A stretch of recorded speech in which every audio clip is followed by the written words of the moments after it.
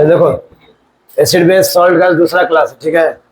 पहला क्लास में तुम लोग बताए थे एसिड का केमिकल रूप से पहचानना, बेस को केमिकल रूप से पहचानना। जो वाटर में डिसोसिएट होता है वो H माइनस आयन में, और ये होता है H प्लस आयन में, ठीक है। ये तुम लोगों को हम बताए थे एसिड और बेस के बारे में पहले क्लास में, ठीक है। कुछ इलेक्ट्रिकल कंडक्टिविटी पर बात किए थे कि कौन सा सॉल्यूशन इलेक्ट्रिसिटी कंडक्ट करेगा, तो वही सॉल्यूशन इलेक्ट्रिसिटी कंडक्ट करेगा जिसके अंदर आयंस होंगे। तो एसिड बेस दोनों कर सकते हैं, ठीक है। तो ये हम तुम लोगों को पहला क्लास में बताए थे, और कुछ एग्जांपल्स जो अपना याद रखना, बुक देगा।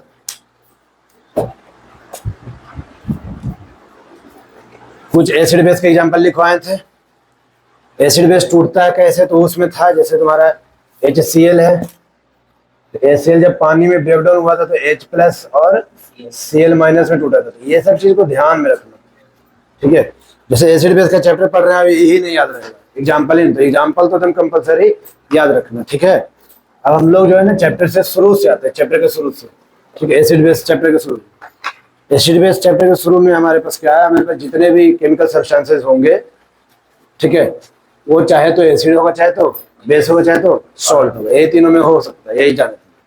तो हम लोग इसको डिफरेंट केमिकल प्रॉपर्टीज से आगे जाकर समझेंगे, जिसमें पहला तुम्हारे पास understanding the chemical properties of acid and bases, ठीक है। पहला टॉपिक ही तुमने चैप्टर का स्टार्ट करता क्या, understanding the chemical properties of acid and basis. Physical property में देखे थे एसिड खट्टा होता है और बेस कड़वा होता है और सोपी फील देता है, फिजिकल प्रॉपर्टी जो पहले देखे थे। और अभी हमारे पास क्या होगा, एसिड और बेस को केमिकल प्रॉपर्टीज से देखेंगे। तो केमिकल प्रॉपर्टीज में कितने पॉइंट पर देखना है, लगभग 6 पॉइंट पर देखना है इसका केमिकल प्रॉपर्टीज। मतलब 6 बार तुम लोग एसिड और बेस को पहचान सकते हो अलग अलग, कुछ रिएक्शन भी मिलेगा। तो पहला है हमारे पास acid and bases in the laboratory. Acid and base in the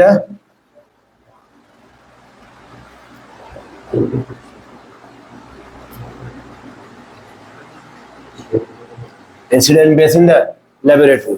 acid and base in the laboratory, मान लो तुम्हारे लैब्स में, तुम्हारे केमिस्ट्री लैब में कुछ एसिड बेस रखा हुआ है। अब नहीं है केमिस्ट्री लैब स्कूल में, तो वो नहीं कह रहे हैं, तुम्हारे मान लो केमिस्ट्री लैब है और उसके अंदर क्या क्या है HCl। HCl क्या है, HCl हाइड्रोक्लोरिक एसिड, H2SO4 कौन सा, सल्फ्यूरिक एसिड, HNO3 कौन सा, नाइट्रिक एसिड, CH3COOH कौन सा, एसिटिक एसिड, है ना।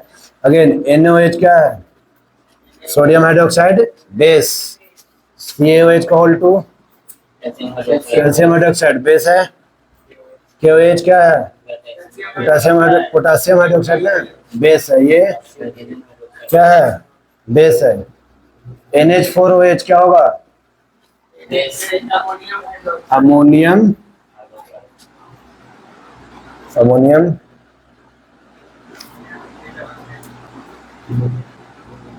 अमोनिया नहीं, अमोनिया होता है NH3 और अमोनियम होता है NH4 हाइड्रोक्साइड। तो ये सब कुछ सैंपल तुम्हारे लैब में रखा हुआ है, तो जिस बोतल में रखा रहेगा ना उस बोतल में लिखा रहेगा HCl, H2SO4, ammonia only NH3 and ammonium is NH4। तुम्हारे बोतल्स में केमिस्ट्री लैब में रखा हुआ बोतल्स में ये सब तुम देख के पहचान ले रहे हो।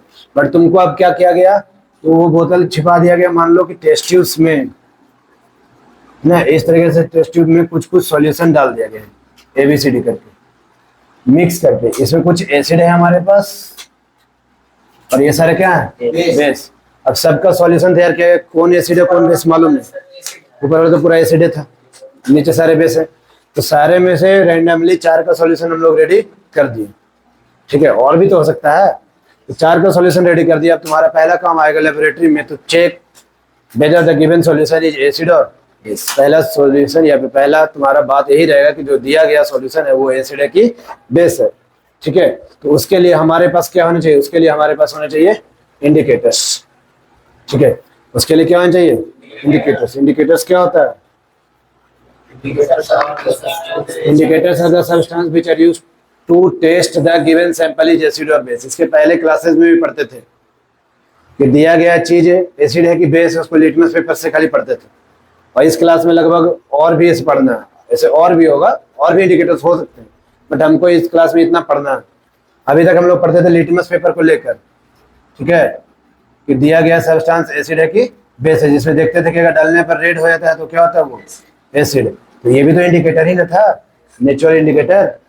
तो ये जो लिटमस पेपर है, इससे हम लोग देखते थे कि दिया गया सब्सटेंस एसिड है या बेस है, तो उस चीज को हम लोग क्या बोलेंगे, इंडिकेटर्स। इंडिकेटर्स वो सारे सब्सटेंस को बोल सकते हैं जिससे हम लोग पता कर सकते हैं कि दिया गया सब्सटेंस क्या है, एसिड और बेस है। तो ये चारों को हम बता सकते हैं कौन एसिड और कौन बेस है, किसका यूज करके, इंडिकेटर्स का यूज करके।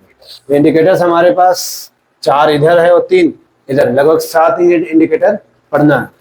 तो इंडिकेटर ये जो है ना, ये डिपेंड करता है कलर चेंज पर। किस पर डिपेंड करेगा, कलर चेंज पर। मतलब ये सब इंडिकेटर कलर चेंज हो करेगा, और ओल्ड फैक्ट्री इंडिकेटर क्या चेंज करेगा, अपना स्मेल।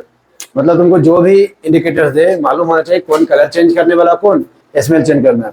सबका एक चीज बेस होगा, वो कि ये ओरिजिनल कलर और ओरिजिनल स्मेल, ये चीज इंपॉर्टेंट है। ये चीज सबका तुमको याद होना चाहिए, पहले यही जानेंगे ओरिजिनली वो कैसे एग्जिस्ट करता है, एसिड में क्या हो जाता है और बेस में क्या हो जाता है। इसके बाद जैसे ही जानो, ये पहला टॉपिक तुम्हारा कंप्लीट होता है।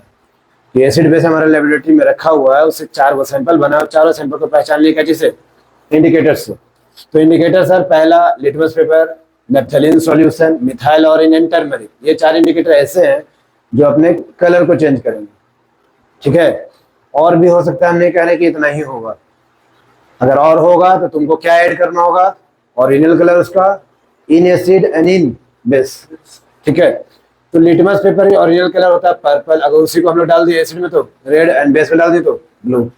नेप्थलीन का सॉल्यूशन हमारे लैब में प्रेजेंट होता है, उसका कलर कैसा होता है, कलरलेस। तुमको मालूम रहेगा नेप्थलीन दिया जा रहा है, ये नहीं मालूम रहेगा क्या, अरे हाँ मालूम रहेगा कि नेप्थलीन दिया जा रहा है, उसका कलर लगभग व्हाइट ही समझ लो या फिर कलरलेस ही समझ लो।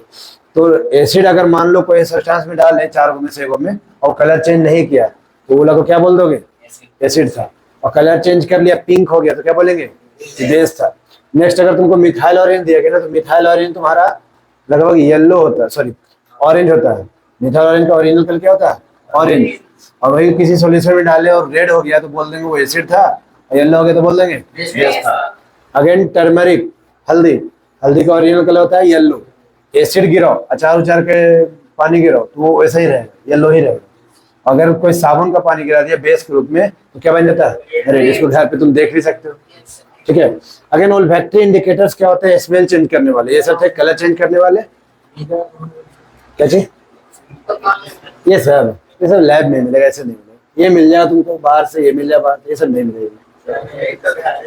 अब देखो यहाँ वेनिला, वेनिला जो आइसक्रीम फ्लेवर में बोलते हैं ना, वही वेनिला एक तरह का पत्ता होता है। ठीक है, उसमें धमक आता है, उसका धमक कैसा होता है, स्वीटी नहीं तो क्रीम।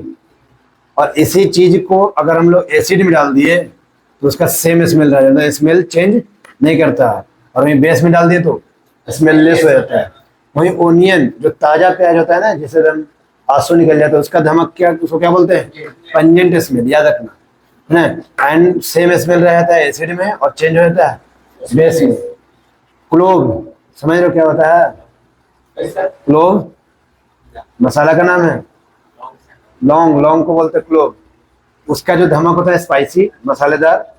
एंड अगर एसिड में डालें तो वही स्मेल पे रहेगा, और बेस में स्मेल लेस। इससे तुम चारों सॉल्यूशन को बता सकते हो।